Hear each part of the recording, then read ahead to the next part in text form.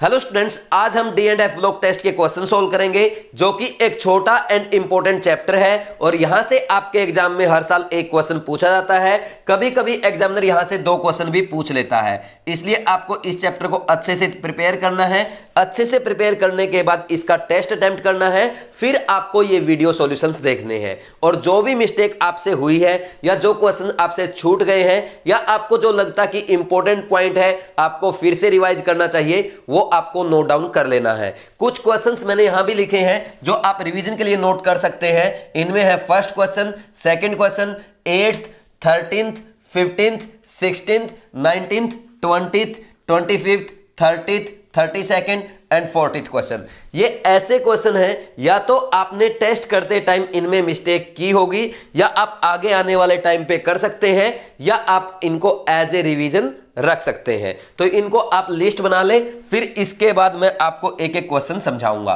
तो first question से मैं स्टार्ट कर रहा हूं। इसमें देखो क्या दिया गया है, when concentrated sulphuric acid is added slowly to a solution of ferrous sulphate containing nitrate ion a brown color ring is formed, the composition of ring is।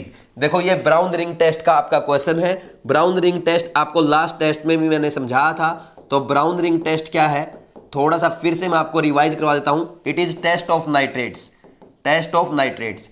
देखो इंपॉर्टेंट क्वेश्चन है, एग्जाम में डायरेक्ट पूछा जा सकता है, NCERT में दिया गया है, इसलिए अच्छे से आपको समझना है और नोट डाउन भी करना है। तो देखो इसमें क्या होता है, जैसे मान लीजिए यहां पे हमने कोई नाइट्रेट ले लिया। नाइट्रेट क्या हो सकता है, नाइट्रेट आपका KNO3 हो सकता है या आप NaNO3 भी ले सकते हो। फिर मैंने क्या किया, यहां पे FeSO4 का सॉल्यूशन लिया। FeSO4 का कलर आपका ग्रीन कलर रहता है, दिस इज FeSO4, ठीक। फिर इसके बाद यहां पे मैंने एक बोतल में आपका कंसंट्रेटेड H2SO4 लिया, ठीक। पूरा ही करवा रहा हूं मैं आपको ये टेस्ट दोबारा से, लास्ट टेस्ट में भी करवाया था। दिस इज कंसंट्रेटेड H2SO4, ठीक। अब टेस्ट में देखो क्या होता है, मैं यहां पे क्या करूंगा, इन दोनों सॉल्यूशन को मिक्स कर दूंगा, नाइट्रेट को और FeSO4 को। नाइट्रेट को और FeSO4 को मिक्स करने के बाद देखना अब क्या होगा। यहां पे ये क्या है, आपके नाइट्रेट्स हैं, इसमें मैंने FeSO4 भी डाल दिया, ठीक। फिर क्या करता हूं मैं, यहां पे आपका कंसंट्रेटेड H2SO4 डाल दूंगा, ठीक। ये कंसंट्रेटेड H2SO4 है। Few drops of concentrated H2SO4, ऐसा बोलो, few drops of concentrated H2SO4, ठीक है।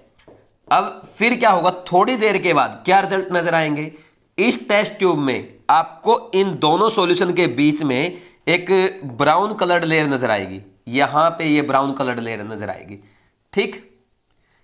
ये ब्राउन रिंग बनता है, ठीक। और ये कॉम्प्लेक्स किसके कारण बनता है, ये आपको पता है, FeH2O5 NO और SO4, इसके कारण बनता है। ये पहले भी आप पढ़ चुके हैं, बहुत ही इंपॉर्टेंट है। IIT इसको कई बार पूछ चुका है, हर एग्जाम में ये टेस्ट पूछा जा चुका है, आपके एग्जाम में ये रिपीट हो सकता है, इसलिए आपको अच्छे से प्रिपेयर करना है। एक बार मैं आपको जल्दी से रिएक्शंस भी लिखवा देता हूं। देखो होता क्या है यहाँ पे, अगर रिएक्शंस की बात की जाए क्या होगा, सबसे पहले क्या होगा, NaNO3 लिया मान लीजिए आपने, इसकी H2SO4 के साथ रिएक्शन होगी, क्या बनेगा, NaHSO4 बनेगा प्लस HNO3 बनेगा। अब देखो HNO3 क्या है, स्ट्रॉन्ग ऑक्सीडाइजिंग एजेंट है, ये क्या करेगा, FeSO4 के साथ रिएक्शन करेगा, ठीक। तो ये Fe+2 को ऑक्सीडाइज करके Fe+3 में भेज देगा, Fe2SO4 थ्राइस, ये क्या बन जाएगा आपका, Fe2SO4 थ्राइस, ठीक, प्लस H2O प्लस NO, ठीक। देखो खुद +5 से किस में चला गया, +2 में, और Fe को +2 से किस में भेज दिया, +3 में, ठीक। खुद रिड्यूस हो गया, इसको ऑक्सीडाइज कर दिया। अब क्या होगा, यहां पे FeSO4 सॉल्यूशन जो आपका है, FeSO4 सॉल्यूशन को हम या तो यहां पे लिख सकते हैं एक्वस FeSO4 या ये भी लिख सकते हैं FeH2O6SO4। तो NO इसके साथ रिएक्ट करके क्या बना लेता है, ब्राउन रिंग कॉम्प्लेक्स बना लेता है, ये बनता है, ठीक। समझ आ रही बात, ये देखो ये बनता है, this is brown ring complex, समझ आ रही बात। और यहां पे होता क्या है एक्चुअल में, देखो यहां पे क्या होगा, Fe जो है, Fe यहां पे +2 में है और Fe को NO अपना इलेक्ट्रॉन देता है। देखो NO क्या करता है, अपना इलेक्ट्रॉन देता है, खुद NO+ में चला जाएगा और फिर Fe2+ को अपना इलेक्ट्रॉन दे देगा, Fe+2 से +1 में चला जाता है।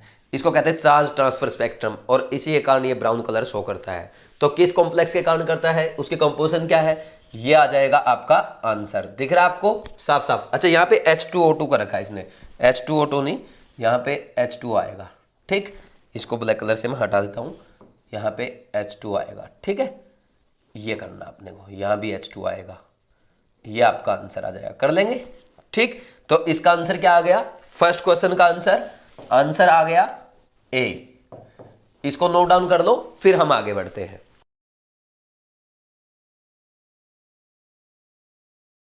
अब नेक्स्ट देखो सेकंड क्वेश्चन, अच्छा क्वेश्चन है। क्या दिया गया है, in nitroprusside ion the iron and NO exist as Fe2+ and NO+ rather than Fe3+ and NO.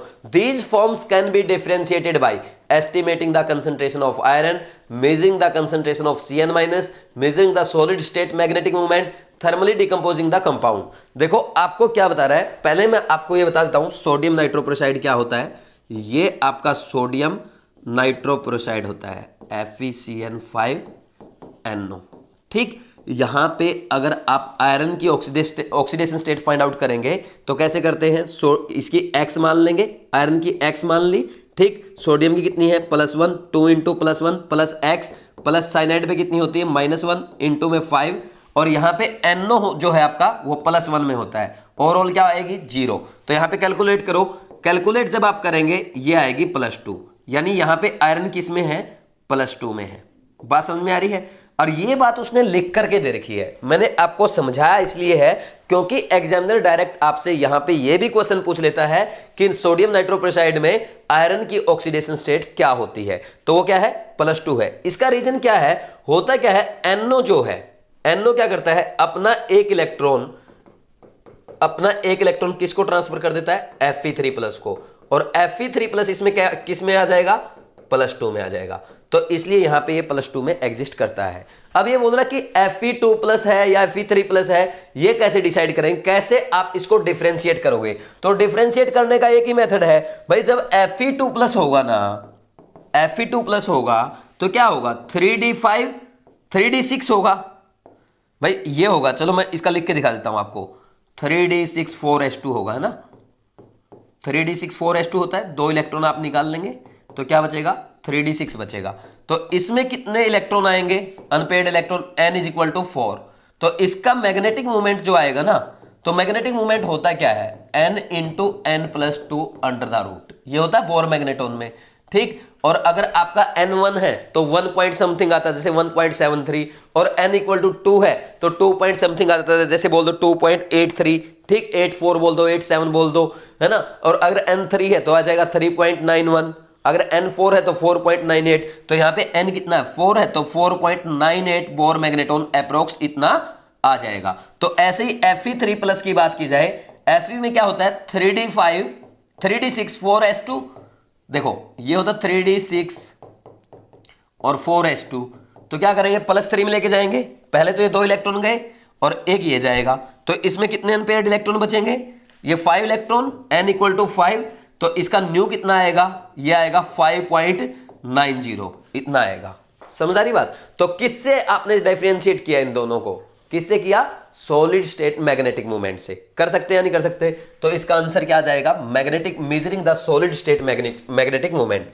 Answer is सी।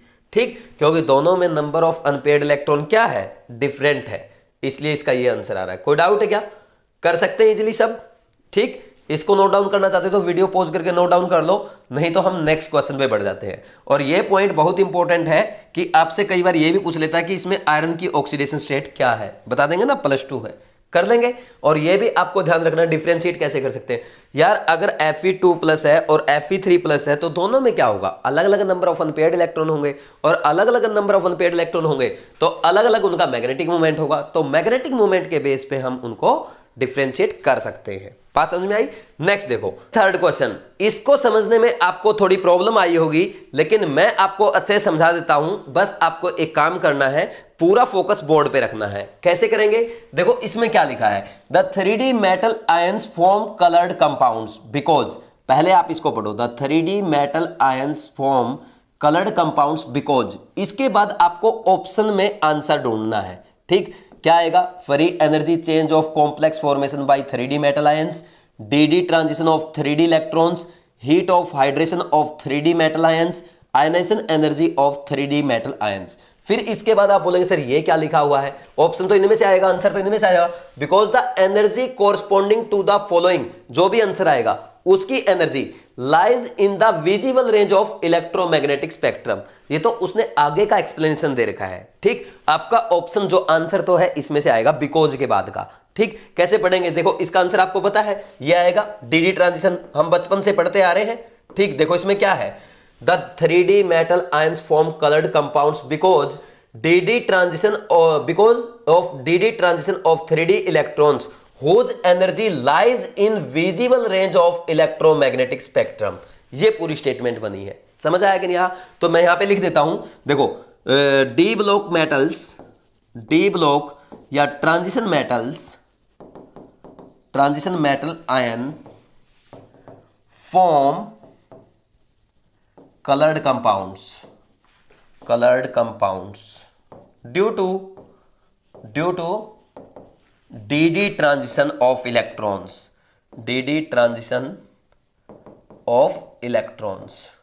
और ये इलेक्ट्रॉन्स का जो डी ट्रांजिशन होता है, इनकी एनर्जी जो होती है वो विजिबल रेंज में आती है। ठीक, समझ आ गई बात? देखो वैसे तो ये आपने पढ़ ही रखा है, आपने सीधा आंसर टिक भी कर दिया होगा, लेकिन ये हम डी ब्लॉक में ओनली इतना पढ़ते हैं।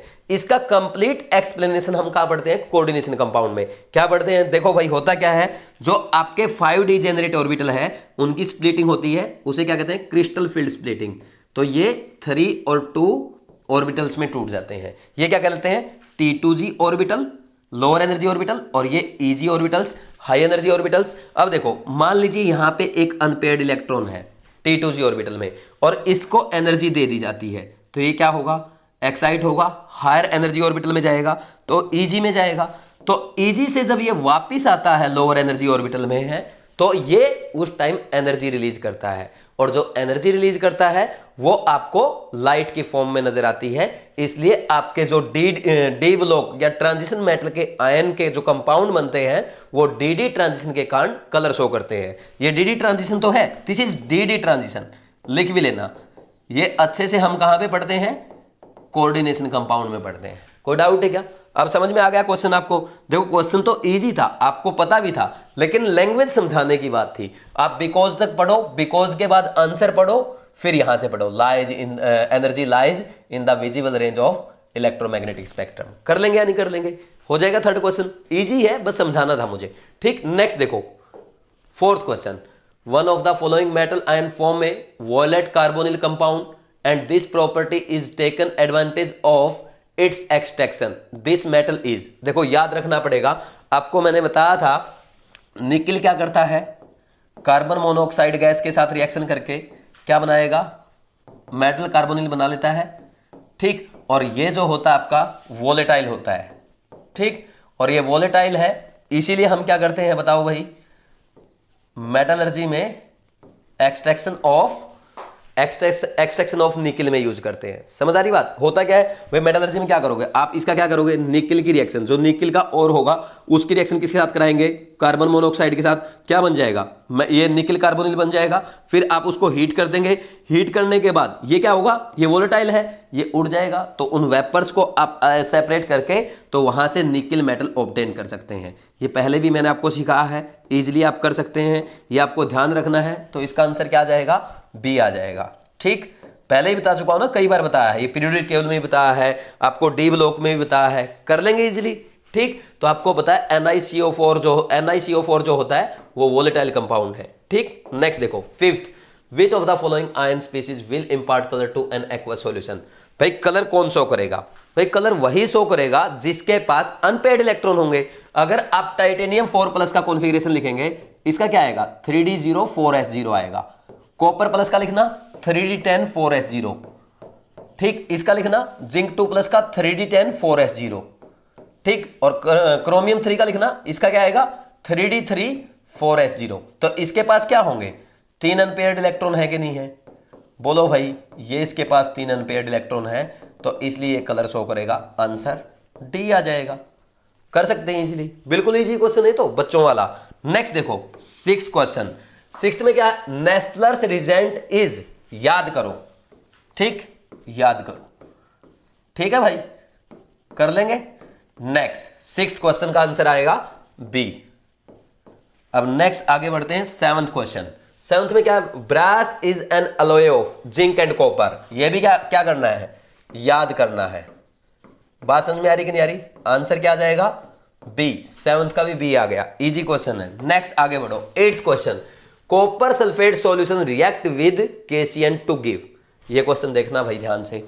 यहां पे क्या होता है, यहां पे CuSO4 की रिएक्शन जब KCN के साथ करवाई जाती है, देखो इसमें CuCN ट्वाइस भी बनता है, ठीक, ये भी बनता है, लेकिन फाइनल प्रोडक्ट जो बनता है, जो स्टेबल फाइनल प्रोडक्ट बनता है, वो आपको ध्यान रखना है, वो आपका ये बनता है, ठीक। कोई डाउट है क्या, कर लेंगे। और क्या बनता है, यहां पे आपका K2SO4 भी बनता है, और इसके अलावा साइनोजन भी बनता है। ये ध्यान रखना, आपको बहुत ज्यादा इंपॉर्टेंट है, ये रिएक्शन इंपॉर्टेंट है, आपको याद रखनी है, डायरेक्ट एग्जाम में पूछा जाता है। कर लेंगे या नहीं कर लेंगे, तो इसका आंसर क्या आ जाएगा, डी आएगा कि नहीं आएगा, ठीक। और अगर आप इस रिएक्शन को बैलेंस करना चाहो, बैलेंस करके भी लिख सकते हो, यह आएगा 2CuSO4, ठीक, 2CuSO4, और क्या जाएगा यहाँ पे, ये 10 KCN आता है, और ये आएगा आपका ये 2, और ये भी 2 K2SO4, और ये हो गया 4 8, बैलेंस्ड है, ठीक। कर लेंगे, लिख लो इस रिएक्शन को, इंपॉर्टेंट रिएक्शन में लिख लो, रिवाइज करनी है। Next ninth question, which of the following electronic configuration is that of transition element. देखो भाई जहां पे ट्रांजिशन एलिमेंट की बात आ गई ना, यानी D1 से D9 तक जिसका कॉन्फ़िगरेशन है, D0 एंड D10 वाले, ये आपके ट्रांजिशन मेटल्स नहीं होती। बात समझ में आई कि नहीं आई, ओनली D1 से D9 वाले। देखो इसमें यह है क्या, इसमें D10 आ गया, ये नहीं आएगा, इसमें D10 आ गया, ये नहीं आएगा। नेक्स्ट इसमें क्या है, D2, ये सही है, और इसमें क्या है, इसमें D है ही नहीं, D0 है, ये भी नहीं आएगा। तो आंसर क्या आ जाएगा, इस क्वेश्चन का आंसर सी आ जाएगा। कर लेंगे, ठीक, 9th हो गया। Next 10th question, the test of ozone O3 can be done by, ये मैंने आपको पहले भी सिखाया था। देखो होता क्या है, ओजोन जब मरकरी, भाई आप क्या किया, आपने क्या किया, मान लीजिए इस रूम में मैंने क्या लिया, एक टेस्ट ट्यूब में मरकरी ले ली, ठीक, ठीक है, ये मरकरी है, ये क्या है, मरकरी। और यहां पे अगर कहीं पे ओजोन है एनवायरमेंट में, तो होता क्या है, मरकरी ओजोन के साथ रिएक्शन करके HgO बना लेता है, ठीक। और ये कैसा सब्सटेंस है, ये स्टिकी सब्सटेंस है, चिपकेगा। तो होता क्या है, इसमें अब क्या होगा, ये जो मरकरी है यहां पे ये चिपक जाएगा इसके, ठीक, HgO जो बनता है, ठीक, ऐसे चिपक जाएगा। और ऐसे चिपकने की बजाय मान लीजिए पहले लेवल यहां तक का था, तो ये लेवल ऐसे गिर जाएगा मरकरी का, ठीक, दिस इज HgO, ठीक, दिस इज Hg। तो इसका लेवल गिर जाता है। मान लीजिए आपने जो लेवल लिया था यहां पे, वो लेवल अगर गिर जाए मरकरी का, तो हम क्या बोल देंगे, वहां पे ओजोन प्रेजेंट है। तो किसके द्वारा करते हैं, मरकरी के द्वारा करते हैं। This is called telling of mercury, ये भी मैंने आपको सिखाया था, टेलिंग ऑफ मरकरी, ठीक, कर सकते हैं, इसको टेलिंग ऑफ मरकरी कहते हैं, ठीक।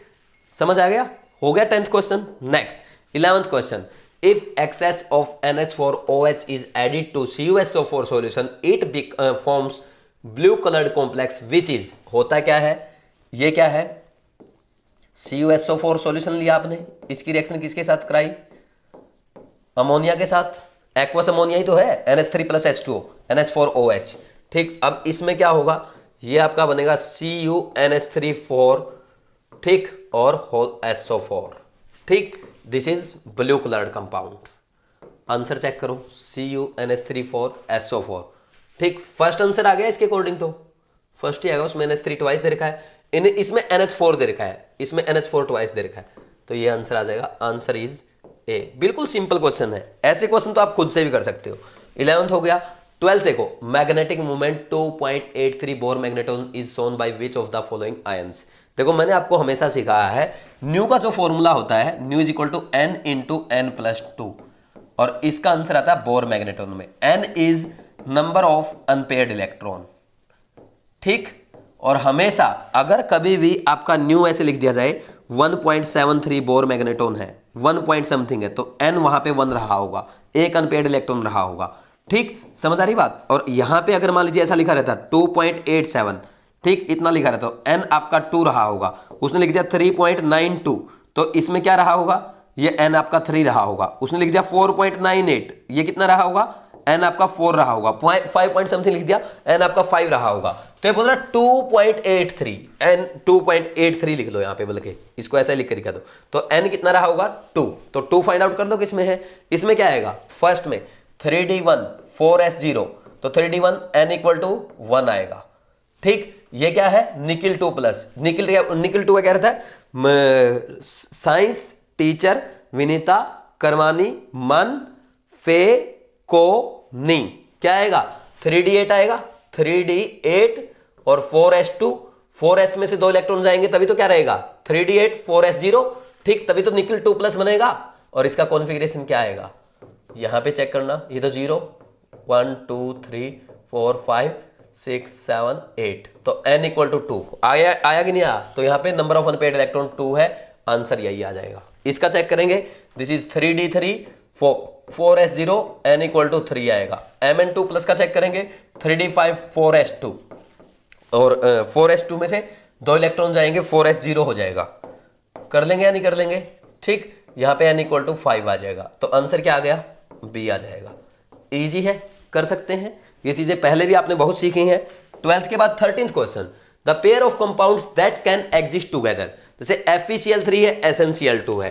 भाई देखो FeCl3 में आयरन आपका मैक्सिमम ऑक्सीडेशन स्टेट में है, ये मिनिमम में है, तो क्या करेगा, ये रिड्यूसिंग एजेंट का काम करेगा, ये ऑक्सीडाइजिंग एजेंट का काम करेगा, तो ये FeCl2 में चला जाएगा और ये SnCl4 में चला जाएगा। बात समझ में आ रही कि नहीं आ रही, ठीक। सेकंड पॉइंट HgCl2, इसमें भी यही होगा, ये अपनी मैक्सिमम ऑक्सीडेशन स्टेट में है, ये ऑक्सीडाइजिंग एजेंट का काम करेगा, ये मिनिमम में है, ये रिड्यूसिंग एजेंट का काम करेगा, क्या होगा Hg2Cl2 प्लस SnCl4, ये हो जाएगा। नेक्स्ट C क्या है, FeCl2 प्लस SnCl2, दोनों अपनी मिनिमम ऑक्सीडेशन स्टेट में है, ये भी रिड्यूसिंग एजेंट का काम करेगा, ये भी रिड्यूसिंग एजेंट का काम करेगा, एक दूसरे को रिड्यूस नहीं कर पाएंगे, ठीक। डी वाले में क्या होगा, FeCl3 है, Ki के साथ रिएक्शन करेगा, तो यहां पे Ki क्या करेगा, ये FeCl2 में चला जाएगा और वो Ki2 में चला जाएगा। समझ आ रही कि नहीं आ रही बात, कर सकते हैं, ऐसे हो जाएगा। इसको लिखेंगे, इसका आंसर क्या आ जाएगा, तो सी, ये दोनों एक दूसरे के साथ एग्जिस्ट कर सकते हैं, बाकी क्या कर जाएंगे, सब रिएक्शन कर जाएंगे, ठीक। समझ आ रहा है कि नहीं आ रहा। 13 हो गया। Next 14 question, which ion has maximum magnetic movement, तो मैग्नेटिक मूवमेंट बताना मैक्सिमम, तो क्या होता है, mu is equal to n into n plus 2, तो क्या बोलोगे, as n increase mu increase, तो n फाइंड आउट कर लो। इसका क्या लिखेंगे 3d, इसका वेनेडियम साइंस टीचर विनीता, क्या लिखते हो 3d3 और 4s2, क्या बचेगा 3d2 4s0, ठीक। इसका क्या बचेगा आयरन का 3d5 4s0 बचेगा, ठीक। इसका क्या बचेगा 3d4 4s0, ठीक। इसका क्या आएगा 3d9 4s0, तो इसमें नंबर ऑफ अनपेयर्ड इलेक्ट्रॉन कितने आएंगे, इसका कितना आएगा, नंबर ऑफ अनपेयर्ड इलेक्ट्रॉन 2 आएगा, नंबर ऑफ अनपेयर्ड इलेक्ट्रॉन 5 आएगा, नंबर ऑफ अनपेयर्ड इलेक्ट्रॉन इसका कितना आएगा, नंबर ऑफ अनपेयर्ड इलेक्ट्रॉन इसका 4 आएगा, 3d4 है, और इसका नंबर ऑफ अनपेयर्ड इलेक्ट्रॉन 1 आएगा, 3d9 है। तो आंसर क्या आ जाएगा आपका, आंसर मैक्सिमम किस में आ रहे हैं, सी में, तो आंसर इज सी। कर लेंगे या नहीं कर लेंगे, ठीक। नेक्स्ट है 15th क्वेश्चन, बहुत ही शानदार क्वेश्चन है, आपके एग्जाम में पूछा जा सकता है, इसलिए आपको इंपॉर्टेंट क्वेश्चन में नोट डाउन करना है। कैसे करेंगे इस क्वेश्चन को, देखो यहां पे क्या दिया गया है, the main reason for larger number of oxidation states exhibited by the actinoids than the corresponding lanthanoid is. कैसे करेंगे, देखो यहां पे लैंथेनोइड और एक्टेनोइड को कंपेयर किया गया है। देखो अगर बात की जाए लैंथेनोइड्स की, तो लैंथेनोइड्स में इलेक्ट्रॉन की फिलिंग कहां पे होती है, 4f में, 5d में और 6s में, ठीक। और अगर बात की जाए एक्टेनोइड्स की, तो एक्टेनोइड्स में इलेक्ट्रॉन की फिलिंग कहां पे होती है, 5f में, 6d में और 7s में। देखो सिंपल सी बात है, आपके 6s में और 7s में 2 इलेक्ट्रॉन आएंगे, वो तो इजीली पार्टिसिपेट करते हैं, ठीक। और फिर करेंगे 5d और 6d के पार्टिसिपेट, ये भी कर लेते हैं, ठीक। प्रॉब्लम कहां आती है, 4f के पार्टिसिपेट करेंगे या नहीं करेंगे, 5f के पार्टिसिपेट करेंगे या नहीं करेंगे। देखो इनमें 2 इलेक्ट्रॉन होते हैं नॉर्मली, इनमें 1-1 होता है, तो ये तो इजीली पार्टिसिपेट कर लेते हैं, इसलिए दोनों +3 तो करेंगे ही करेंगे। कॉमन ऑक्सीडेशन स्टेट +3 तो है ही है, ये +4 भी शो करते हैं और +5 भी इवन शो कर सकते हैं। तो ये इतनी ज्यादा ऑक्सीडेशन स्टेट्स क्यों शो करते हैं, उसका रीजन आपसे पूछा गया है। देखो अगर बात की जाए 4f 5d and 6s orbital की, तो इनकी कंपेरेबल इनकी एनर्जी जो है हाई एनर्जी डिफरेंस होता है। इनमें क्या है, हाई एनर्जी डिफरेंस है, ठीक। और अगर बात की जाए यहां पे 5f एंड 6d की, तो इनमें एनर्जी डिफरेंस क्या है, लो है, एनर्जी डिफरेंस इज लेसर, ठीक। और एनर्जी डिफरेंस कम होने के कारण क्या होता है, जब इलेक्ट्रॉन 6d से पार्टिसिपेट करता है तो 5f से भी पार्टिसिपेट करता है, और इनमें हाई एनर्जी डिफरेंस होने के कारण इलेक्ट्रॉन ओनली 5d से पार्टिसिपेट करता है और 4f से पार्टिसिपेट नहीं कर पाता, ठीक। क्योंकि 4f पे इलेक्ट्रॉन पुल ज्यादा लग जाता है। होता क्या है, आपने 2 इलेक्ट्रॉन यहां से रिमूव किए, 1 इलेक्ट्रॉन यहां से रिमूव किया, इसके बाद क्या होगा, जब 4f से इलेक्ट्रॉन आप रिमूव करेंगे तो +3 आ जाएगा, उस पर +3 चार्ज है, तो +3 चार्ज होने के कारण उस पे इलेक्ट्रॉन का pull, nuclear force of attraction 4f के इलेक्ट्रॉन पे ज्यादा हो जाता है और यहां से इलेक्ट्रॉन पार्टिसिपेट नहीं करते। तो आप बोलेंगे सर यहां से क्यों किया, क्योंकि इनमें एनर्जी डिफरेंस बहुत ज्यादा होता है, तो यहां से तो पार्टिसिपेट कर जाता है, यहां से पार्टिसिपेट नहीं करता है। और अगर बात की जाए इनकी, तो इन दोनों में एनर्जी डिफरेंस बहुत ज्यादा नहीं होता, इसलिए इलेक्ट्रॉन क्या करते हैं, इलेक्ट्रॉन 6d से भी पार्टिसिपेट करते हैं और 5f से भी पार्टिसिपेट करते हैं। समझ आ रही कि नहीं आ रही बात, तो क्या बोलेंगे, electron participate from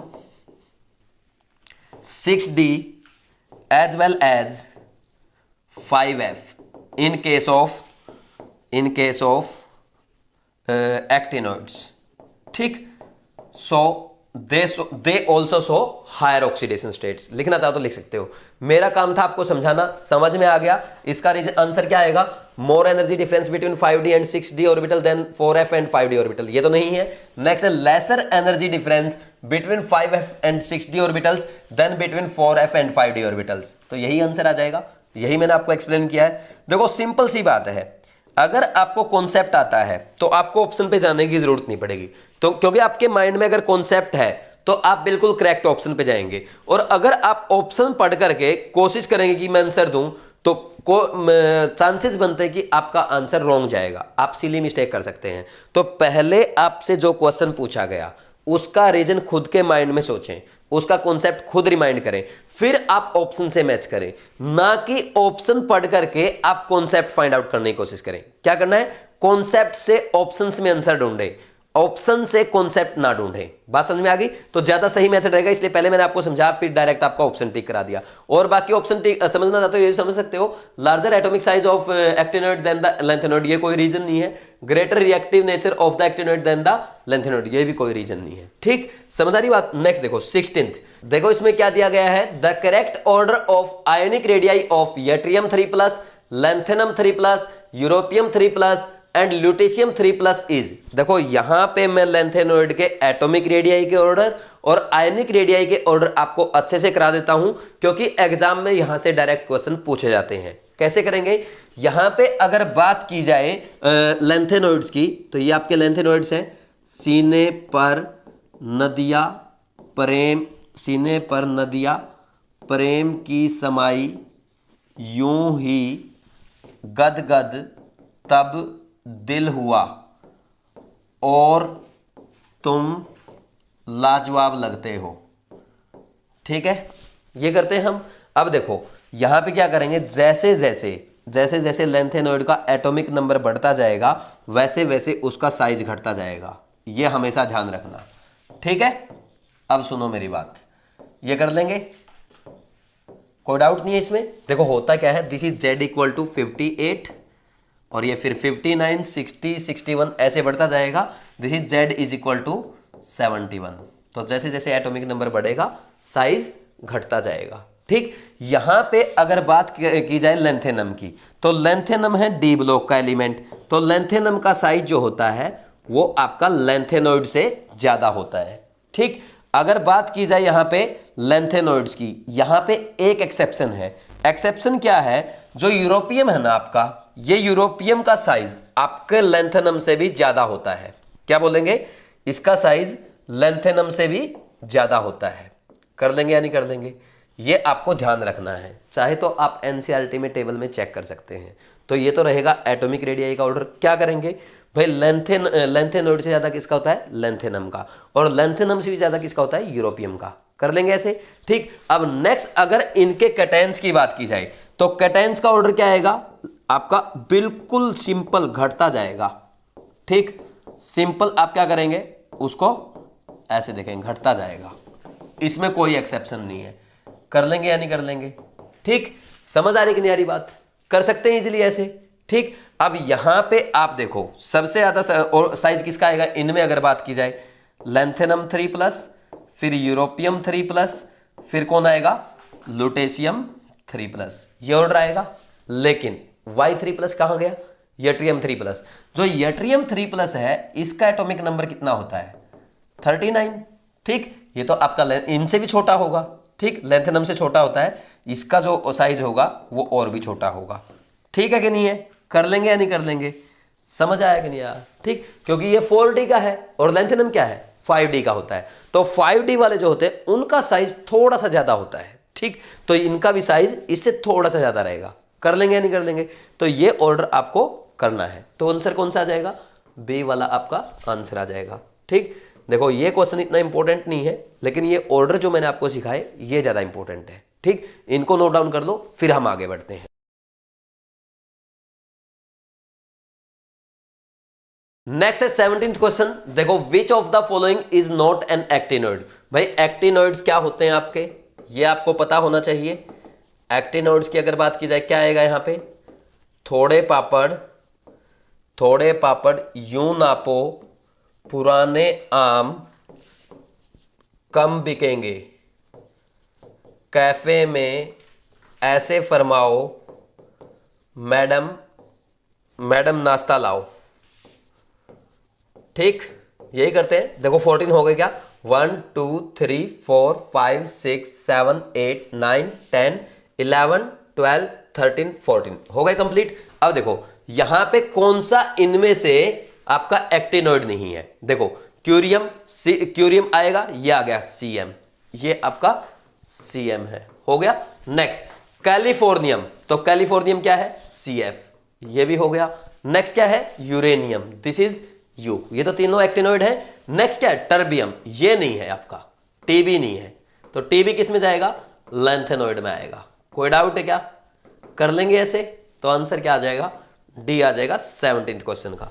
next 18th question, gadolinium has 4f7 5d1 6s2 electronic configuration outside the xenon core, find spin magnetic moment of Gd3+।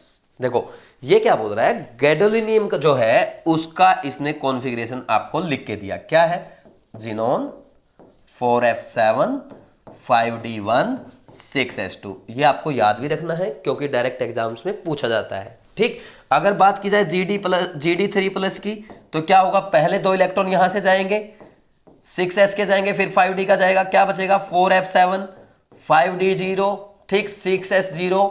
तो यहां पे 4f में सारे इलेक्ट्रॉन क्या होंगे, अनपेयर्ड होंगे कि नहीं होंगे, 1 2 3 4 5 6 और ये 7। n कितना आया, नंबर ऑफ अनपेयर्ड इलेक्ट्रॉन 7।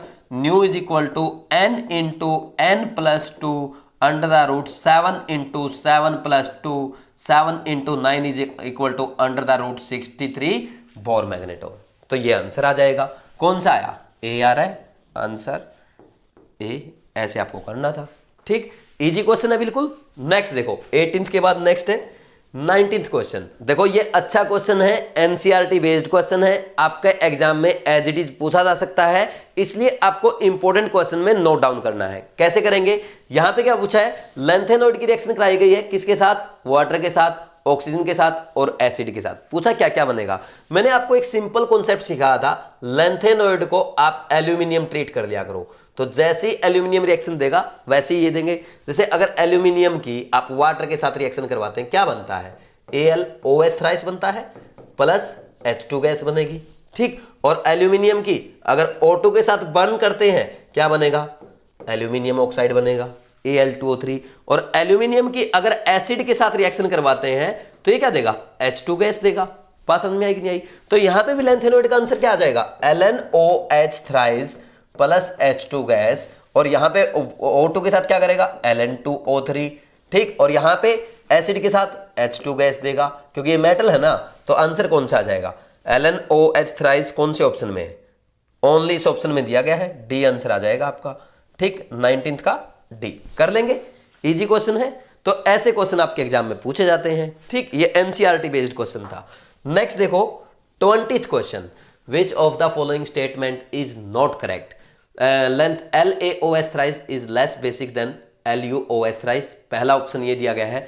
देखो होता क्या है, यहां पे अगर बात की जाए, देखो लेंथेनम है, ठीक, और फिर इसके बाद सीरियम, लेंथेनम के बाद क्या आएगा सीरियम आएगा, अब तो खुला खुला लिख देता हूं, फिर Pr, फिर Nd, सीने पर नदियां प्रेम की समाई, ठीक, वो पूरी कहानी, लास्ट में लुटेशियम तक जाएंगे, ठीक। तो जैसे जैसे आपका एटॉमिक नंबर बढ़ता जाता है तो आपको पता क्या बढ़ रहा है, क्या हो रहा है, साइज घट रहा है। तो यहां पे अगर बात की जाएगी, यहां पे अगर बात की जाएगी इनके हाइड्रोक्साइड की, तो हाइड्रोक्साइड में क्या होगा, जैसे जैसे आयन का साइज घटता जाएगा वैसे वैसे MOH बॉन्ड लेंथ घटती जाएगी, और MOH बॉन्ड लेंथ घटती जाएगी तो यहां पे क्या होगा, ये बॉन्ड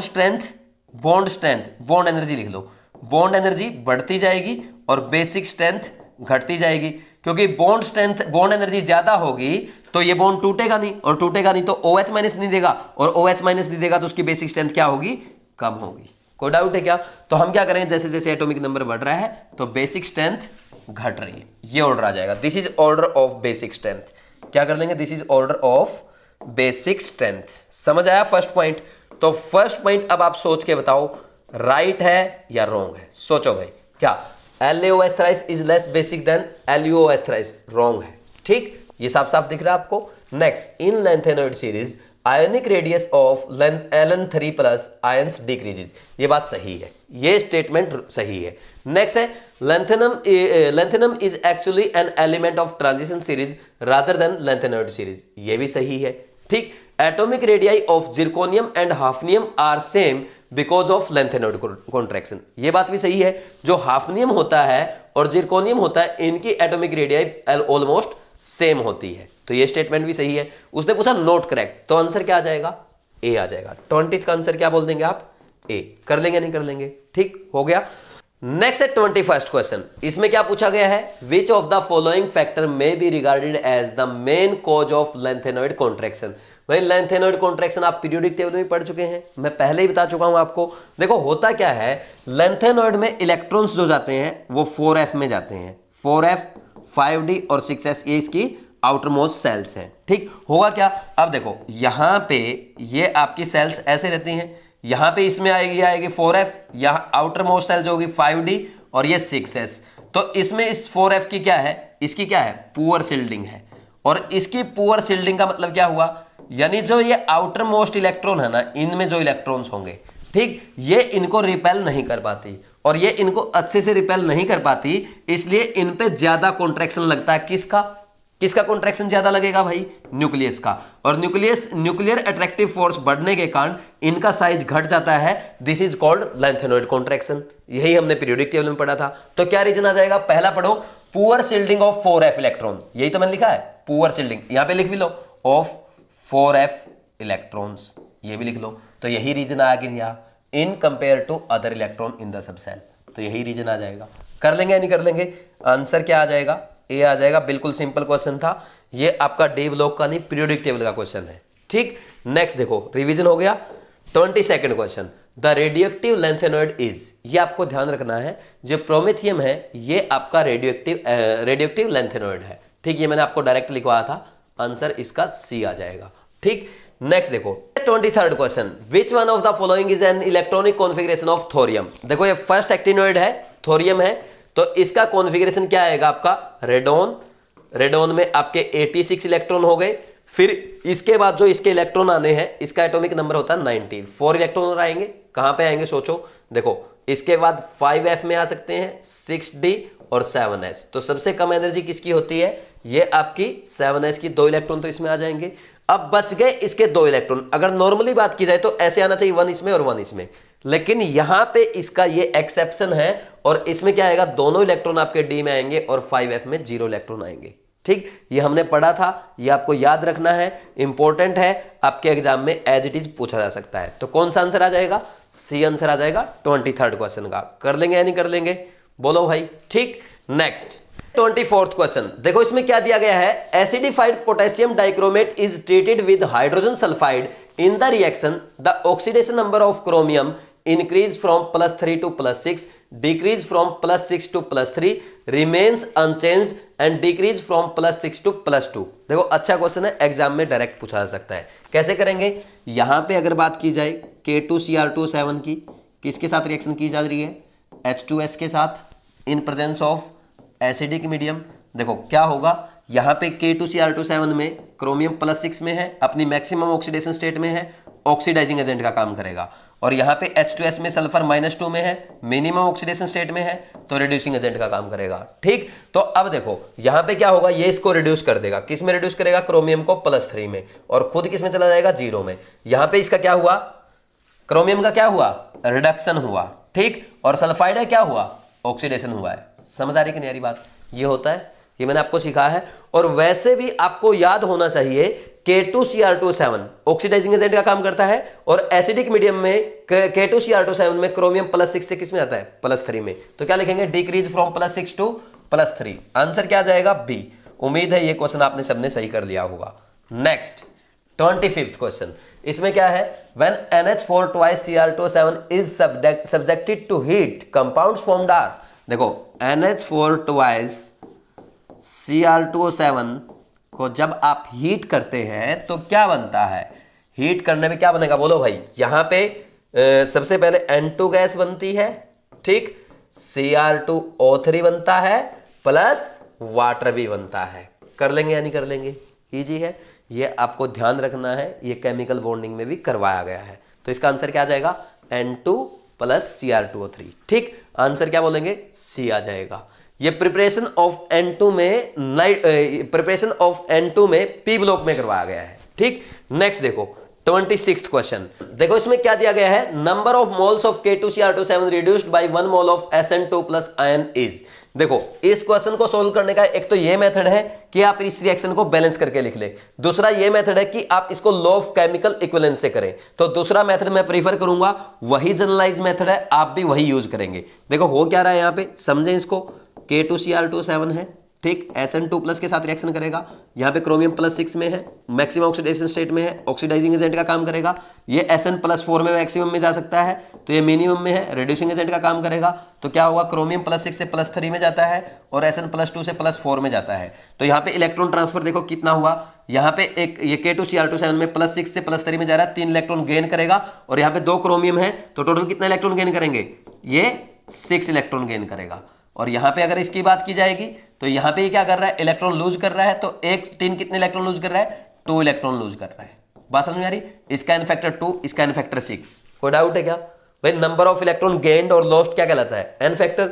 तो जब भी आप रिएक्शन को बैलेंस ना कर पाए या क्वेश्चन को सोल्व ना कर पाए, सबसे सिंपल मेथड है, जो भी आपस में रिएक्ट कर रहे हैं तो उनको क्या कर दिया करो, उनके नंबर ऑफ इक्विवेलेंट इक्वल कर दिया करो। या जो भी रिएक्शन आपकी हो रही है, देखो लॉ ऑफ इक्विवेलेंस क्या कहता है, A + B रिएक्ट करके C + D बना रहे हैं, तो according to law of equivalence, number of equivalent of A is equal to number of equivalent of B is equal to number of equivalent of C is equal to number of equivalent of D. यानी किसी के भी equivalent आप equal कर सकते हैं, reactant के, reactant product के, प्रोडक्ट के। तो इस केस में क्या करेंगे, number of equivalent of K2Cr2O7 is equal to number of equivalent of SN2 plus. ठीक, तो नंबर ऑफ इक्विवेलेंट क्या होता है, नंबर ऑफ इक्विवेलेंट से कैसे फाइंड आउट कर सकते हो, wait divide by equivalent wait होता है। इक्विवेलेंट वेट क्या होता है, m divide by molar mass divide by n factor. तो यहां पे ये वैल्यू पुट करेंगे, W/W कितना जाएगा, n into n factor, W/m। देखो मैं बता देता हूं आपको एक्चुअली में मैं क्या कर रहा हूं, यहां पे मैं समझा देता हूं आपको। देखो क्या हो रहा है यहां पे, अगर बात की जाए यहां पे क्या हुआ, ये देखो मैंने ये क्या किया है, मैं समझा देता हूं आपको। Number of equivalent weight divide by equivalent weight है, weight divide by molar mass divide by n factor कर देंगे, n फैक्टर ऊपर चला जाएगा, ठीक, और ये W/m क्या हो जाएगा, weight by molar mass, number of moles, और number of moles into n factor आ जाएगा। तो ये फॉर्मूला आप यहां पे लगा सकते हैं। तो इसका इक्विवेलेंट कितना, n फैक्टर कितना इसका 6 है, 6 इंटू नंबर ऑफ मोल्स, और इसका नंबर ऑफ मोल्स 1 दिया गया है, n फैक्टर 2 है, तो n इज इक्वल टू 2/6 यानी 1/3 आ जाएगा। कोई डाउट है क्या? ठीक, तो कौन सा आंसर आ गया भाई? आंसर ए आ जाएगा आपका 26th क्वेश्चन का। कर लेंगे ऐसे। नेक्स्ट देखो 27th question, across the lanthanoid series the basicity of lanthanoids. मैंने अभी आपको बताई थी, अगर बात की जाए लेंथेनॉइड के हाइड्रोक्साइड्स की, लेंथेनॉइड्स के हाइड्रोक्साइड की, जैसे जैसे उनका एटॉमिक नंबर बढ़ता है तो उनकी बेसिक स्ट्रेंथ घटती है। इसका रीजन मैंने क्या बताया था? देखो भाई, जैसे जैसे एटॉमिक नंबर बढ़ता है आपके कैटायन का साइज घटता है, तो कैटायन का साइज घटेगा तो MOH बॉन्ड लेंथ घटती है, बॉन्ड एनर्जी बढ़ती है, बेसिक स्ट्रेंथ घटती है। ये सिखाया था कि नहीं सिखाया था? तो अब क्या बोल रहे हैं? Across the lanthanoid series the basicity of the lanthanoid decrease होगी। Answer is B. ठीक हो गया 27th। नेक्स्ट 28th में देखो क्या दिया गया, in the reaction the reduction product is, reduction product क्या होगा? रिडक्शन प्रोडक्ट Mn+7 में है। देखो ये लिख लो, पूरी रिएक्शन लिख लिया करो, KMnO4 प्लस HCl, बैलेंस करके लिखने की जरूरत नहीं है, लिखना चाहो तो लिख लो। ठीक, और 5Cl2 ठीक, plus MnCl2 plus KCl plus 8H2। ठीक, ये आपकी रिएक्शन है। अब देखो यहाँ पे पोटेशियम +1 में है, Mn+7 में है, ऑक्सीजन -2 में है, हाइड्रोजन +1 में, Cl -1 में, 0 में गया, ये +2 में गया, -1 में, +1 +1 हाइड्रोजन -2 ऑक्सीजन। देखो यहाँ पे क्या है, Mn+7 से किस में जा रहा है? +2 में। क्या हुआ? इसका रिडक्शन हुआ। Cl यहाँ पे -1 से 0 में जा रहा है, क्या हुआ? ऑक्सीडेशन हुआ। बाकी सब क्या है? सेम ऑक्सीडेशन स्टेट में है। बात समझ में आ रही है? तो रिडक्शन का प्रोडक्ट क्या मिला आपको? MnCl2 मिला। Answer is B. कर लेंगे नहीं कर लेंगे? ठीक, नेक्स्ट देखो 29th question, the F block elements of the periodic table contains those elements in which only 4f orbitals are progressively filled in 6th period, only 5f orbitals are progressively filled in 7th period, 4f and 5f orbitals are progressively filled in 6th and 7th period respectively। तो ये सही बात है, 4f में और 5f में जिसमें electron आएंगे। ठीक, 4f वाले क्या कहलाते हैं? आपके लेंथेनॉइड्स। ठीक, 4f में जो इलेक्ट्रॉन फिलअप होंगे लेंथेनॉइड्स, और 5f में जब इलेक्ट्रॉन होते हैं तो उनको कहते हैं एक्टिनॉइड्स। लेंथेनॉइड और एक्टिनॉइड क्या है? F ब्लॉक के एलिमेंट्स है। ठीक, कर लेंगे कि नहीं कर लेंगे? बोलो भाई। तो 29th का आंसर सी आ जाएगा। नेक्स्ट क्वेश्चन 30th क्वेश्चन देखो, विच of the following statement is about is true पूछा है, फॉल्स पूछा है। ठीक, इज ट्रू आएगा यहाँ पे ना, is true about Cr2 7-2 structure. देखो क्या बताएंगे? Cr2 का स्ट्रक्चर बनाओ। यहाँ पे इसका स्ट्रक्चर जो बनता है वो ये बनता है। ये तो बिल्कुल इजी है। ठीक, और यहाँ पे देखो ये बनाने के बाद यहाँ पे एक एक बॉन्ड इसके ऐसे रहेंगे जिन पे एक एक ऑक्सीजन ऐसे हैं जिनके ऊपर नेगेटिव चार्ज है। ये Cr2 है। ठीक, तो इसमें क्या देखो, पहला बोला it has neither Cr bond nor OO bond. ये स्टेटमेंट तो सही है।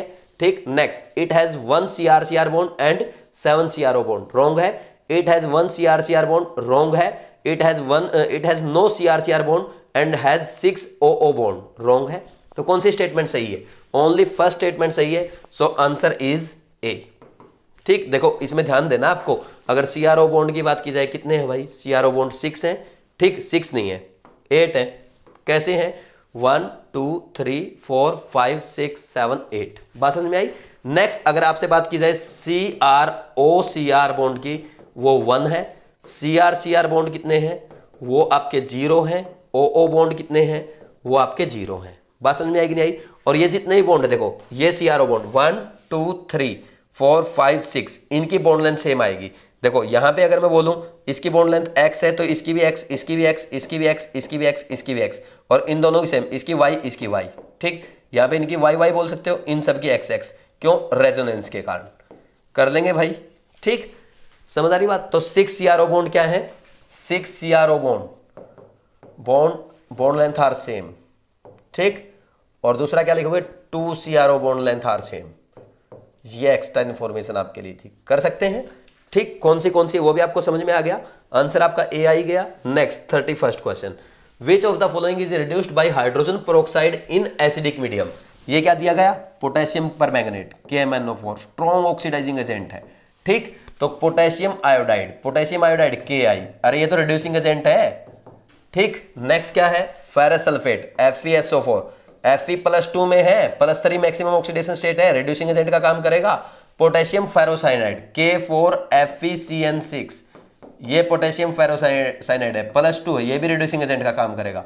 तो विच of the following is reduced by hydrogen peroxide, भाई KMnO4 को रिड्यूस करेगा ये, क्योंकि बाकी सारे रिड्यूसिंग एजेंट है। तो ऑक्सीडाइजिंग एजेंट कौन सा है, ये ऑक्सीडाइजिंग एजेंट है, तो ये एसिडिक मीडियम में क्या करेगा, खुद किस में चला जाएगा, Mn+2 में चला जाएगा। समझ आ रही कि नहीं आ रही बात? तो आंसर क्या आ जाएगा, ए आ जाएगा। कर लेंगे ऐसे। ठीक, 31st हो गया। नेक्स्ट है 32nd क्वेश्चन। क्या पूछा गया है, the colour of K2Cr2 changes from red orange to lemon yellow on treatment with aqueous KOH because of. देखो ये बोल रहा है कि अगर K2Cr2 को आप एक्वस KOH के साथ ट्रीट करवाते हैं तो उसका कलर रेड ऑरेंज से येलो बन जाता है, इसका रीजन क्या है? तो मैं रिएक्शन लिख देता हूं, आप समझ जाएंगे। K2Cr2 की रिएक्शन एक्वस मीडियम में जब KOH के साथ करवाई जाती है तो क्या होता है, येलो कलर हो जाता है due to formation of CrO4 ion, यानी डाइक्रोमेट से किस में कन्वर्ट हो जाता है, क्रोमेट में। यहां पे इसका कैसा कलर था, रेड ऑरेंज, और यहां पे कैसा कलर हो जाएगा, येलो कलर हो जाएगा। ठीक, तो डाइक्रोमेट से किस में कन्वर्ट हो गया, this is dichromate and this is chromate. समझ आ रही कि नहीं आ रही बात? तो आंसर क्या आएगा, फर्स्ट ऑप्शन पढ़ो, the reduction of chromium 6 two chromium 3। यहां पे ये +6 में है, यहां पे कैलकुलेट करना +6 में ही मिलेगा। ठीक, ये तो रीजन नहीं है। The formation of chromium hydroxide नहीं बना। The conversion of dichromate to chromate, answer मिल गया, यही तो है आंसर सी। कर लेंगे या नहीं कर लेंगे? ठीक, अगर आपको कॉन्सेप्ट आता है आप रोंग नहीं करेंगे, अगर आप सीधा ऑप्शन से करने की कोशिश करेंगे रोंग होगा। नेक्स्ट डी पढ़ लो, the oxidation of potassium hydroxide to potassium peroxide, पता नहीं, और ही गुण गाए जा रहा है, कौन से है पता नहीं। ठीक, तो डी का तो मतलब ही नहीं है, हो गया। नेक्स्ट देखो 33rd, देखो क्या पूछा गया है, which of the following statement is correct about equivalent weight of KMnO4। तो KMnO4 का बताना, मैं सारा ही कंप्लीट आपको बताता हूं ताकि आपका रिवाइज हो जाए। देखो क्या होता है, अगर बात की जाए एसिडिक मीडियम की, ठीक है भाई, एसिडिक मीडियम में क्या होता है, KMnO4 जो है ना, एसिडिक मीडियम में किस में जाता है, Mn+2 में जाता है। कितने इलेक्ट्रॉन लेकर जाएगा, +7 से +2 में 5 इलेक्ट्रॉन लेकर। इसका इक्विवेलेंट वेट क्या होगा, m/n फैक्टर कितना होगा यहाँ पे 5। ठीक, अगर बात की जाए न्यूट्रल और अल्कलाइन मीडियम, तो इसमें क्या होता है, यहां पे KMnO4 किस में जाएगा, MnO2 में, यानी +7 से +4 में कितने इलेक्ट्रॉन गेन किए, 3, n फैक्टर कितना आया 3, तो ये आ जाएगा इक्विवेलेंट वेट। ठीक, नेक्स्ट आता है स्ट्रॉन्गली बेसिक मीडियम। ठीक, इसमें देखो क्या होता है, KMnO4 क्या करता है बेसिक मीडियम में, किस में जाएगा, यहां पे आपका MnO4 2- में जाता है, यानी +7 से +6 में जाएगा, ओनली एक इलेक्ट्रॉन गेन करेगा, n फैक्टर 1 आएगा। ठीक, कर लेंगे। अब देखो, it is 1/3 of its molecular weight in alkaline medium. क्या बोल रहा है, 1/3 of its molecular weight in 1/3 medium in alkaline medium, सही है पहली स्टेटमेंट तो। नेक्स्ट देखो, it is 1/5 of its molecular weight in alkaline medium, 1/5 तो एसिडिक में है, it is equal to its molecular weight in acidic medium, basic में होता है, तो it is 1/3 of its molecular weight in acidic medium, इसमें 1/5 होता है। आंसर क्या आ गया, आंसर इज ए हो जाएगा। 33rd, ये नोट कर लो, इंपॉर्टेंट है, डायरेक्ट काम आते हैं, रेडॉक्स रिएक्शन में भी काम आते हैं, यहां भी डायरेक्ट आपको इनऑर्गेनिक में भी पूछ सकता है। ठीक, next 34th question, in acidic medium 1 mole of MnO4 accept how many moles of electrons in a redox reaction. अभी मैंने आपको बताया है कि MnO4 में क्या होता है, MnO4- है, +7 से एसिडिक मीडियम में किस में जाता है, +2 में जाएगा, कितने इलेक्ट्रॉन गेन करेगा, 5 इलेक्ट्रॉन गेन किए कि नहीं गेन किए, तो इसका 1 मोल कितने मोल इलेक्ट्रॉन गेन करता है, 5 मोल इलेक्ट्रॉन, आंसर इज सी।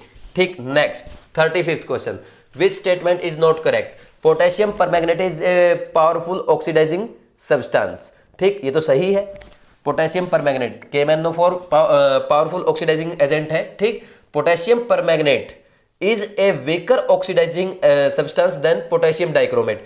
भाई KMnO4 बहुत स्ट्रॉन्ग ऑक्सीडाइजिंग एजेंट होता है K2Cr2 से, तो ये स्टेटमेंट इसकी रॉन्ग है, यहां पे ऑक्सीडाइजिंग पावर की अगर बात की जाए तो KMnO4 स्ट्रॉन्ग ऑक्सीडाइजिंग एजेंट है, ठीक। नेक्स्ट है KMnO4 is stronger oxidising substance, ये सही है।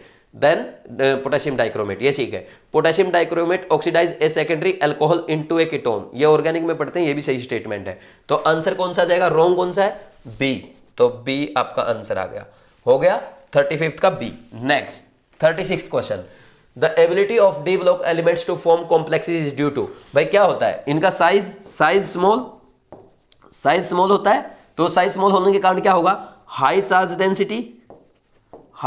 डेंसिटी, और क्या होता है इनमें, और इसके अलावा क्या होता है, vacant low energy orbital to accept lone pair, ठीक है, ये भी बिल्कुल है, वैकेंट ऑर्बिटल्स। तो ये तीनों रीजन है, ठीक। ए और बी दोनों करेक्ट है, both A and B correct, answer is C, ठीक, ये भी इजी था।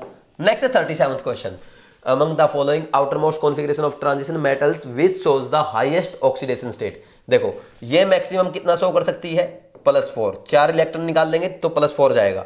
ये मैक्सिमम कितना शो कर सकती है, +7, 7 इलेक्ट्रॉन निकालने के बाद। ये मैक्सिमम +6, ये मैक्सिमम, ये कितना शो करेगी। अब आप बोलेंगे सर ये कितना करेगी, +8 करेगी, नहीं, ये आपकी आयरन है, मैक्सिमम +3 तक जाती है, तो ये आंसर नहीं आएगा, बी आंसर आ जाएगा।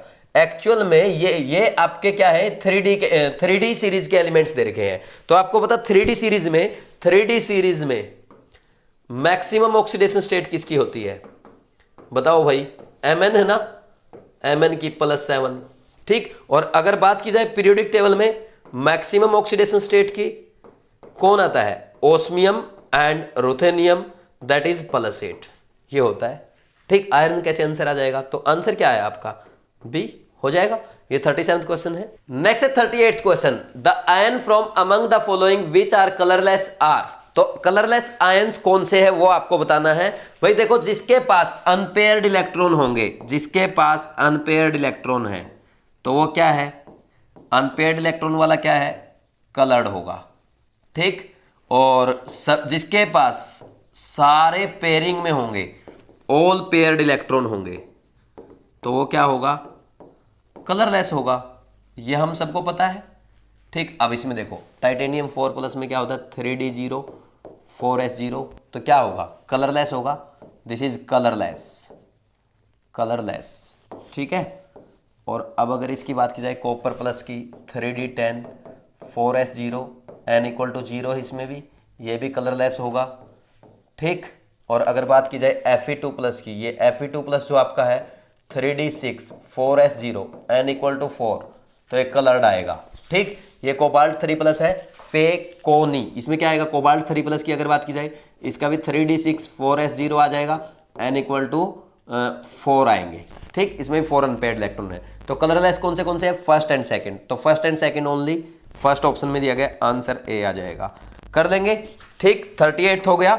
नेक्स्ट है 39th क्वेश्चन, क्या दिया गया है, the tendency of the transition elements to form coloured compound is attributed to. बताओ भाई क्या आएगा, क्या रीजन है, डी ट्रांजिशन, पहले ही पढ़ चुके हैं हम, ठीक। तो इसका ऑप्शन कौन सा आएगा, चेक करो, transition of electron from one atom to other, wrong है, ठीक। Transition of electron from s orbital of the outer shell to the p orbital, ये भी रॉन्ग है, s से p में ट्रांजिशन नहीं होता।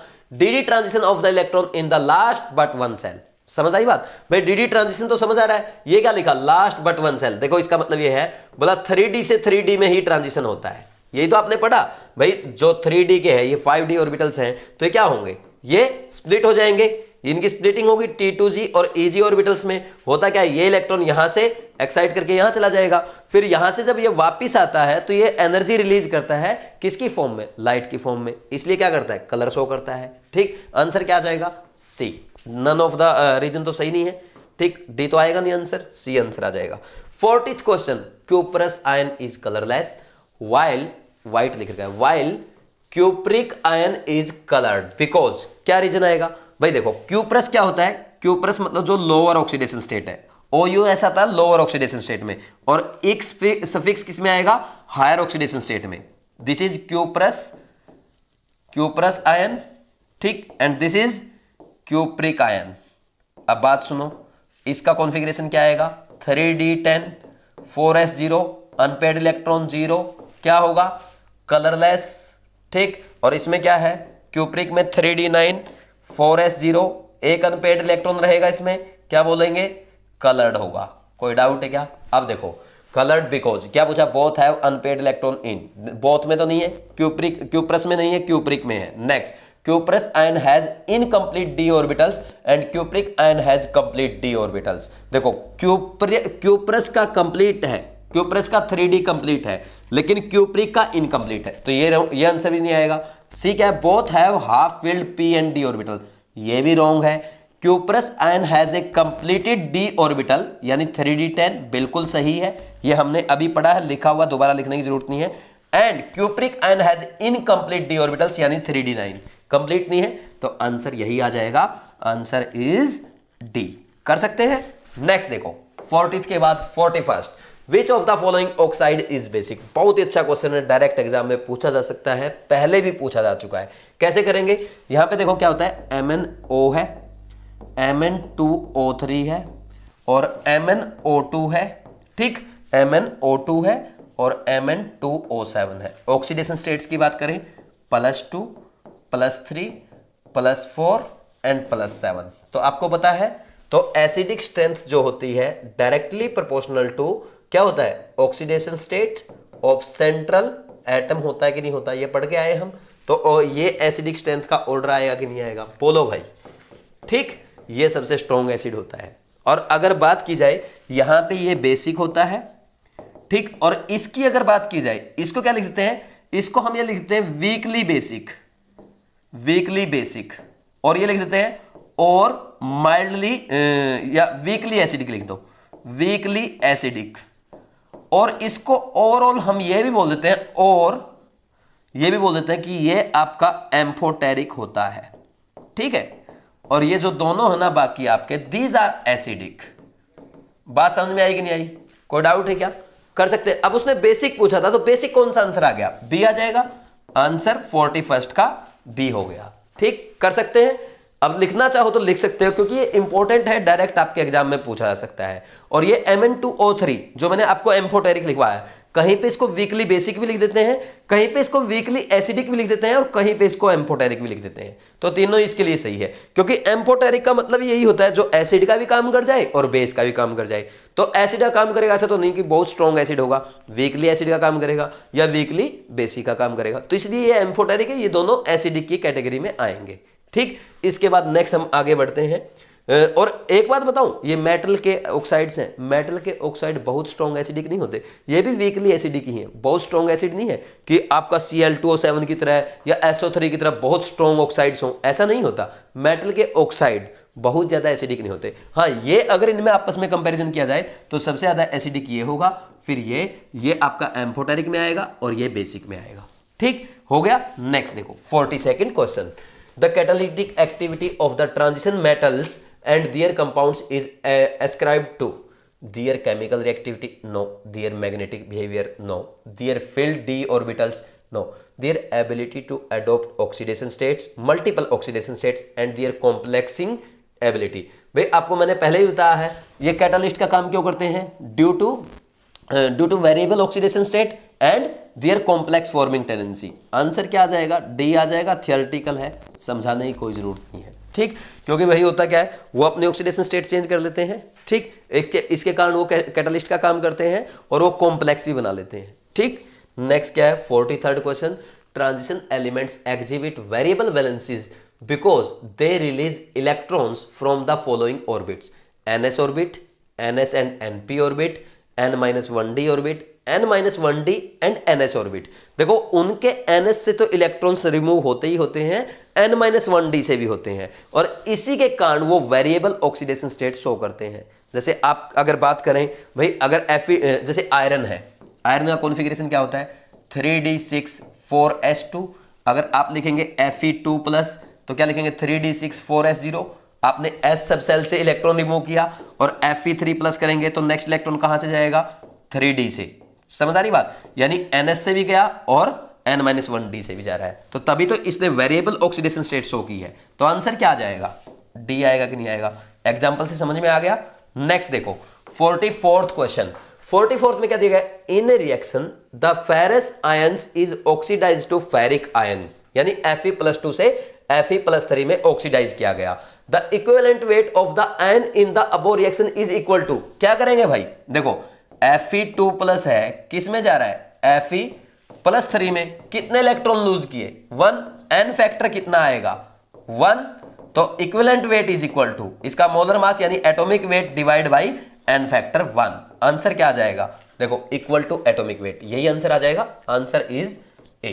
एक देर का 1/5 of the atomic weight, half of the atomic weight, twice the atomic weight, तो ये तो आंसर आएंगे नहीं, कर लेंगे ऐसे, ठीक। अब इसके बाद 44th के बाद 45th question, last question, a metal ion from the transition series has a magnetic moment of 3.87 bohr magneton, how many unpaired electrons are expected to be present in the ion. देखो मैंने आपको बताया mu is equal to n into n+2 under the root, ये bohr magneton में आता है, ठीक। मैंने आपको हमेशा सिखाया है कि अगर यहां पे कभी आपका n1 हो जाए the new will be 1 point something, ठीक। n अगर 2 हो जाए new will be 2 point something, n अगर 3 हो जाए तो new will be 3 point something, n अगर 4 हो जाए new will be 4 point something. तो यहाँ पे उसने क्या बोला 3.87, तो 3.87 न्यू आपका दिया गया है 3.87, then number of electrons unpaired electron will be 3, answer आ गया, तो चेक कर दो सी आ जाएगा, आंसर इज सी। तो ये था आपके डी ब्लॉक टेस्ट के सॉल्यूशन। मैंने एक एक क्वेश्चन को आपको डिटेल में, जहां पे एक्स्ट्रा इन्फॉर्मेशन देनी थी एक्स्ट्रा इन्फॉर्मेशन दी है, जहां पे आप मिस्टेक कर सकते थे वहां पे मैंने ज़्यादा फोकस किया है। कोई ज़्यादा स्ट्रॉन्ग पॉइंट था जैसे आपका ब्राउन रिंग टेस्ट की जहां पे बात आई वो मैंने पूरा डिटेल में समझाया है। मैंने कोशिश की है कि मैक्सिमम कॉन्सेप्ट आपके टेस्ट के वीडियो सॉल्यूशन के थ्रू रिवाइज करा जाए इसके, जो हमारा मकसद भी है। तो मुझे उम्मीद है आपको भी टेस्ट के वीडियो सॉल्यूशन देखने के बाद आपका कॉन्फिडेंस बढ़ा होगा और आपको यह भी समझ में आया होगा कि टीचर लोग कैसा सोचते हैं, कि हमें क्वेश्चंस कैसे सॉल्व करने होते हैं। तो ऐसे ही आप टेस्ट अटेम्प्ट करते रहिए, उनके वीडियो सॉल्यूशन देखते रहिए, एटलीस्ट उन क्वेश्चंस का वीडियो सॉल्यूशन जरूर देखें जो क्वेश्चन आपसे मिस्टेक हुए हैं या आपका पेपर करने के बाद भी आपसे बाद में भी सॉल्व नहीं हुए हैं, या जिनमें आपसे बार बार मिस्टेक हो रही है, या जिनमें आपको डाउट है।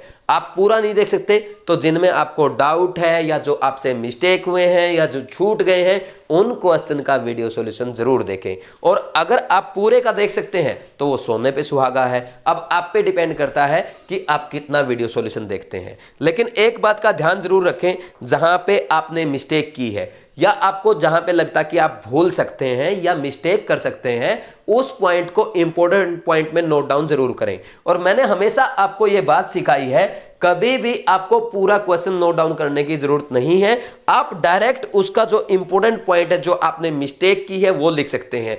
बहुत ज्यादा इंपॉर्टेंट क्वेश्चन है, बहुत ही टफ क्वेश्चन है, उस क्वेश्चन को भले ही आप अपने अकॉर्डिंग लिख सकते हैं, लेकिन कोशिश करें जब भी मिस्टेक लिखेंगे कम से कम लिखें, अच्छे से अच्छा लिखें, कम से कम बढ़िया से बढ़िया, ठीक। ज्यादा से ज्यादा फोकस अपना रिवीजन पे करें। हर बार मैं आपको यही बात बोलता हूं, जितना मिस्टेक्स रिवीजन पे आप टाइम देंगे आपका उतना ज्यादा इंप्रूवमेंट होगा, उतना ज्यादा आपका कॉन्फिडेंस बढ़ेगा। जैसे फॉर एग्जांपल मैं आपको इस क्वेश्चन से अगर समझाऊं तो यहां पे देखो, इस क्वेश्चन में जो भी आपसे पूछा गया इसको पूरा लिखने की जरूरत नहीं है। अगर आपसे क्वेश्चन रॉन्ग हुआ है या आपको समझ में नहीं आया कैसे करना है, या आपसे बार बार ऐसे क्वेश्चन छूट रहे हैं, तो आप ओनली ये चीज लिख सकते हैं, ओनली आप ये चीज लिखें, इससे आपको रिमाइंड हो जाएगा कि क्या लिखा था। अब देखो पूरा क्वेश्चन लिखेंगे, ऑप्शन लिखेंगे, फिर सॉल्यूशन लिखेंगे, ये टाइम वेस्टेज है। आप इतनी चीज लिख लें, इतना लिख लेंगे, that is more than enough. समझ गए मेरी बात को? तो मुझे उम्मीद है जो चीजें मैं आपको समझा रहा हूं आप उनको अप्लाई कर रहे हैं और अपना स्कोर इंप्रूव कर रहे हैं, अपना कॉन्फिडेंस बढ़ा रहे हैं। तो ऐसे ही लगे रहो, मेहनत करते रहो, आगे बढ़ते रहो। Thank you, all the best.